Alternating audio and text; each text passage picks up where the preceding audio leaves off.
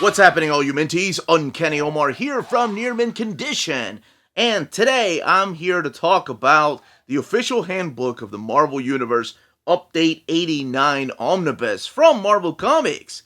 So, let's go ahead and get started.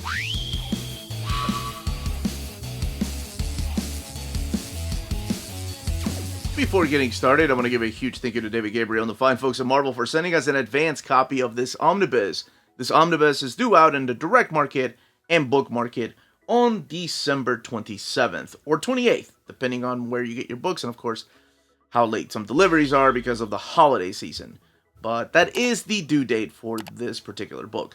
What we're looking at here is the standard edition cover. This is the one that's going to be available everywhere.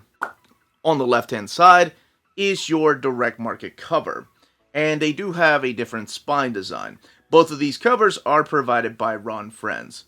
And again, the direct market cover is only available at your local comic book store, places like cheapgraphicnovels.com, waltzcomicshop.com, Reed's Comics, Comics Bugle, and Die and Breed Collectors, Organic Price Books, In-Stock Trades, and places like that. Whereas the standard edition cover is available everywhere.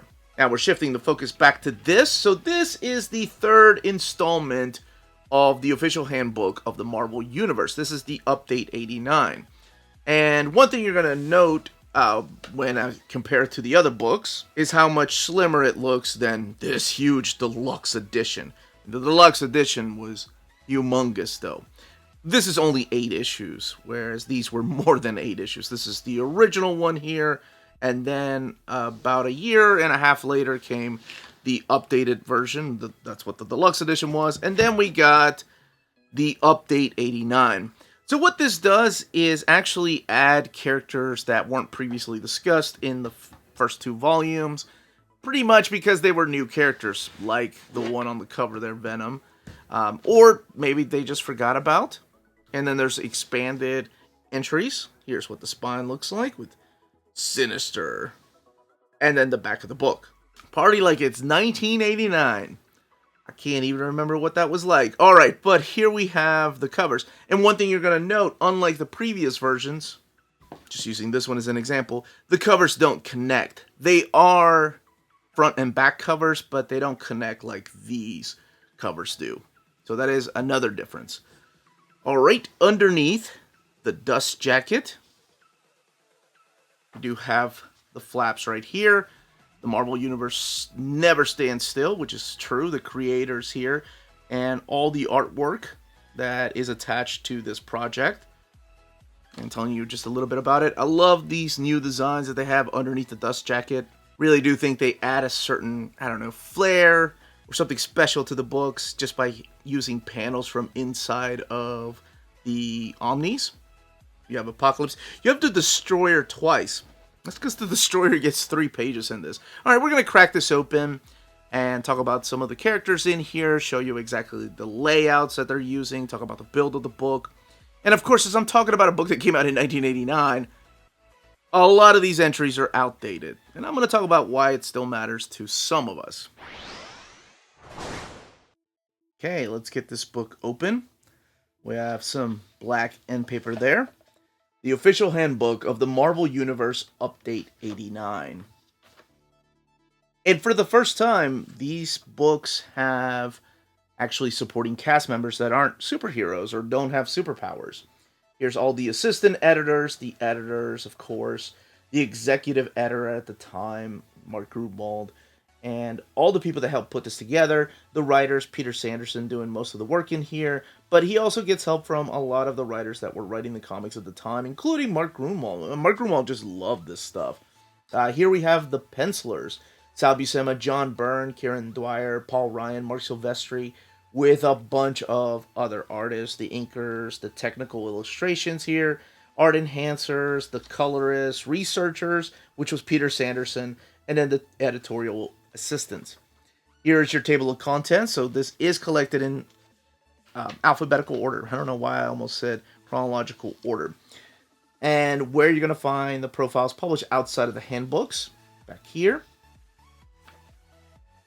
And issue number 1. So you do have, like I said, front and back covers. This book retails for $75 and it has 544 pages. And as I stated earlier, this collects the official handbook of the Marvel Universe, Update 89, issues 1 through 8. I want to say there was an essential collection of this before. Now, something you're going to see in every issue is this little piece right here. This is from assistant editor Sarah Tuchinski. So she draws these little things. I assume it was her that drew it. I don't know. I never found out an answer. But here are the profiles, and then in the back you'll see a lot more information about the characters. Now, one thing I'm going to say is that if you are reading this for the first time, and say you're reading Fall of the Mutants, and you don't know who the adversary is, this does spoil the history of the adversary, including the character's first appearance, which was made before Fall of the Mutants even started. So in case you don't like spoilers and you haven't read a specific storyline, maybe wait to read this. And this is what I mean by superpowered characters, like Marlene here from the pages of Moon Knight. Or did she? No, she made her first appearance in Hulk, right? It was Hulk. Yes, Hulk 11. But I think most people think of Marlene, think of Moon Knight. And new characters like Ammo, who showed up during Ann Nocenti's run on Daredevil, the animator here from the pages of Louise Simonson and Brett Blevins' run on New Mutants. Apocalypse. I love the fact that Apocalypse gets 3 pages because he's so awesome. Such a ruthless character. One of my favorite things to do, and I don't know if anybody else is like this, but my wife can tell you this is what I do. I sit here and I try to guess who the artists are, just based on some panels. I do that when I see posters, and I don't think I've ever talked about that on my channel. Like whenever I see standees, or whenever I see a movie poster, I try to guess who the artists are. And man, I'm so wrong a lot of the times. But I was like, okay, obviously this is Rob Liefeld right here.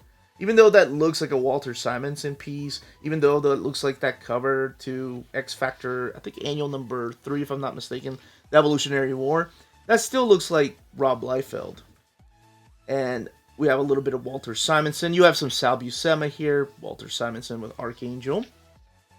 Oh, this is I didn't even talk about this character. Like, you have obscure characters like Arcana, who aren't even around that much anymore, but she was a big player in the Defenders for a long time. Arclight, that's of course one of the Marauders. Ariel, oh, look at that beautiful piece. I think that's Arthur Adams, and she's one of the Fallen Angels. I love the fact that they give Vance Astro a Vance Astro entry instead of a Major Victory or Marvel Boy, because he didn't really have a code name back then. We knew he would eventually become Major Victory. But this is the kind of stuff you're going to see in here. Betty Ross Banner, that might be a spoiler for some people. Wait, they got married? Are they still married? Battlestar, who actually started off, this is a really interesting story. Mark Grunwald talked about this, the character of Battlestar starting as Bucky. Then he found out that was like a derogatory term, so he had to change the name. He had no idea. The Beyonders, love that the Beyonders get no picture. There's a Todd McFarlane Black Fox. So it's a lot of fun to look through here. Dude, Blade looking like a college professor, getting ready for a snow trip. So much cooler now. Look at this adorable Brett Blevins piece right here of Boom Boom. So you also get teams in here. You get headquarters. And one of my favorite things that they did in this, and I think it was all Peter that did it. There's Bethany from the pages of Iron Man, Captain Britain, who plays a bigger role now that he's transitioned over into Excalibur.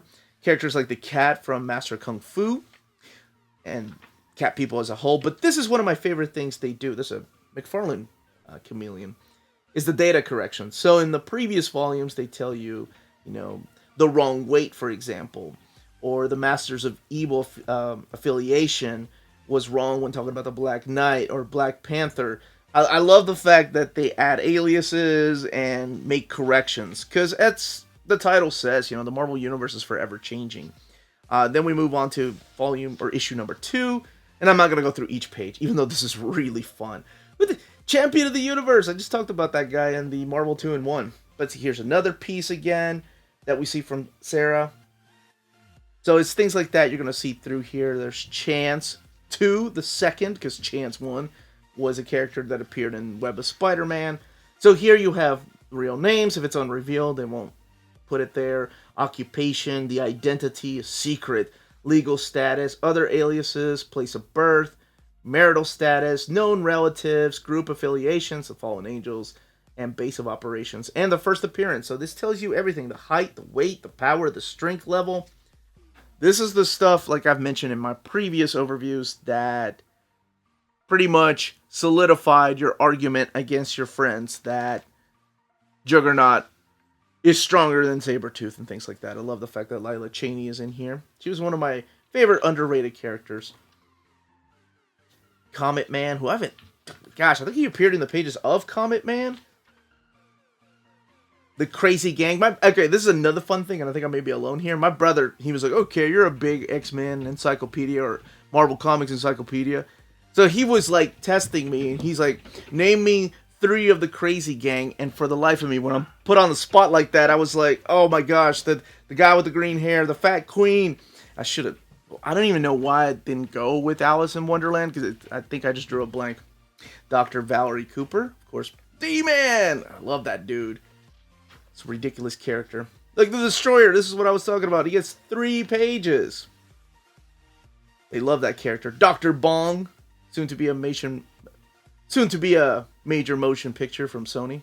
Maybe I just made that up. I wanted to show some of the teams. There's Alpha Flight characters in here.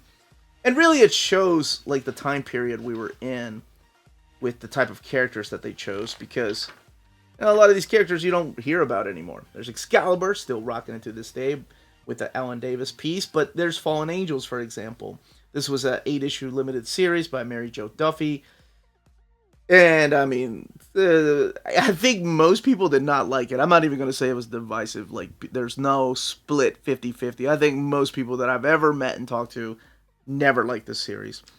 Now, the Fallen Angels names did show up again in the Krakoa era of X-Men, but you get a whole team like that. And so from time to time, you get teams, you get the breakdown of the buildings, and it's all updated. And of course, all new characters show up through here, like Venom, Goblin, it's a character from Alpha Flight. Let's actually look through the back here. The Swarm. Sim. Sorry, it's just fun to look at these pictures. Alright, let's look at... There's Warwolves. I don't know why I just came straight here. U.S. Agent. How awesome he looks. Ben Urich gets his own. Yes! Daredevil 153. Yep. There. U.S. Agent. 3 pages. Vagabond, and there he is. Venom. That looks like Larson right there, but of course these are Todd McFarlane panels right there. Eddie Brock tells you as the alien costume, he made a first appearance in Secret Wars 8. Behind the scenes was Web of Spider-Man 18, and actual appearance, Amazing Spider-Man 299. Origin, Amazing Spider-Man 300. So 3 pages. He was huge back in '89 when he made that appearance. Like, we wanted him in every issue. We were like, we finally have a visually worthy opponent of Spider-Man. Because a lot of us, people my age, didn't grow up with the Green Goblin. We didn't see what the horrible things the Green Goblin did. You know, and we didn't read those issues until years later. We were all about in the now. We were all about, wow, visually he looks cool. It looks like Spider-Man, but with a mouth. If you think about it, it's kind of a stupid costume. But hey, it worked. There's Mary Jane Watson Parker. Whiteout. It's a character from the X-Men in the Savage Land. Widget. Love this little guy. And, you know, again, keeping with the time and outdated. It doesn't have the newer look of Widget later on. There's the Wizard 2. Whiz Kid. Another one of my favorite characters, very underrated, who actually shows up in the pages of Al Ewing's Sword. So I'm glad somebody's utilizing him. And I just saw the ship. Yeah, the X-Factor ship. Oh, it's got such a good story. And later on, of course, this would have to be updated. It becomes Professor Prosh to Cable. Oh, love it. I love the history. And that's who this is for. This is for people that are enjoying reading Marvel Comics, going back to those days, and then reading about these characters and where they were. And if you want to catch up, Zaladane! There she is, Polaris' sister, right? Or is that not true anymore? I can't even keep up with if Polaris is Magneto's daughter or not. Here's the deceased part, so I guess that we're talking about Zaladane? Nope, she's still alive. Alright, we're going to skip that part because nobody needs to see the people that are dead in the 1989. And then these are the other entries that you found elsewhere outside of the 89 update.